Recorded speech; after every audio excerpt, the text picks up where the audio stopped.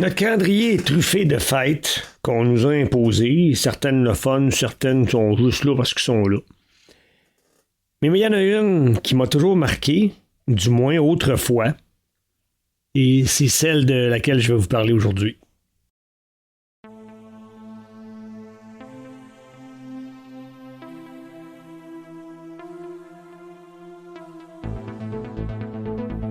Bonjour à toutes et tous et bienvenue à ce 14e épisode du défi J'envoie, 31 épisodes dans 31 jours. Aujourd'hui, on nous demande de vous parler de notre fête préférée. Moi, je dois être vieux puis usé là, parce que je n'ai plus de fête préférée comme telle. Je suis un gars qui savoure chaque jour comme étant une fête. Avec l'âge, je me suis rendu compte que même chaque déjeuner doit être une fête, fait que j'ai plus de fête préférée. Cependant, j'en ai eu une pendant de nombreuses années. C'était Noël, évidemment. Puis c'était pas à cause des cadeaux, c'était à cause de l'atmosphère, la magie. Et quand j'ai eu un enfant, moi et ma femme, on était des fans de Noël et on lui faisait un scénario incroyable, tellement bien monté. D'emblée, c'est sûr qu'on décorait chez nous. On avait un sapin. On s'était fait un village de Noël avec mes maisons de train électrique. On avait éclairé le village avec un courant de lumière comme si c'était des réverbères. On mettait des décorations partout dans l'appartement. Et le soir de Noël, nous, on allait réveillonner chez mes parents. Donc, mon enfant qui avait écrit au Père Noël, qui croyait au Père Noël, lui, il savait que, vu qu'on était en appartement, le Père Noël, il passait pas par la cheminée. Il passerait probablement par le balcon.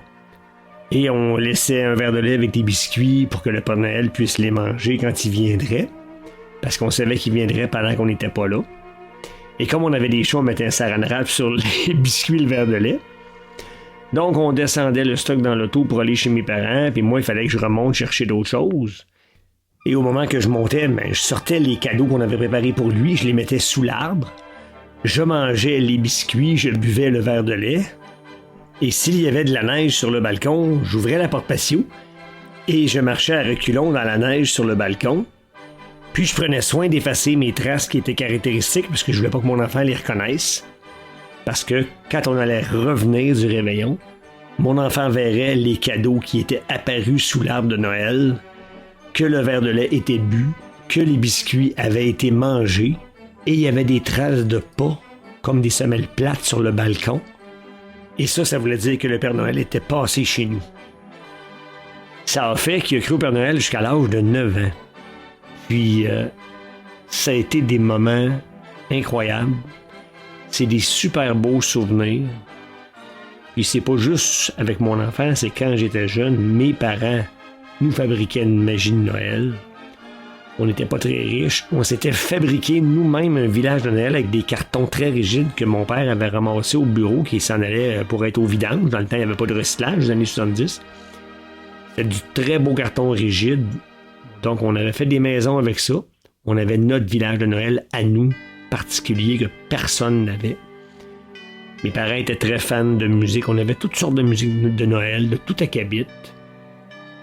On a été baignés dans une atmosphère de Noël et surtout, c'était à une époque où on allait voir la famille pendant les fêtes. Donc, je voyais des cousins et cousines que je voyais rarement. Je voyais des oncles, des tantes que je n'avais pas rencontrés souvent. Et à chaque fois, c'était nouveau. Même si d'année en année, on allait voir les mêmes gens, c'était toujours un moment particulier. Puis c'est ce qui fait vraiment qu'aujourd'hui, j'ai peut-être plus de fêtes préférées parce que ces moments-là en famille, il n'y en a plus. Ou il y en a presque plus, du moins. Et je trouve que ça manque à notre société, ça, le côté humain. On fonctionne trop rapidement, trop efficacement. On a oublié qu'on avait une âme. Et si jamais, par le plus beau des hasards, on finit par revenir à cette façon-là, ce moment-là, pour moi, va être la plus belle fête.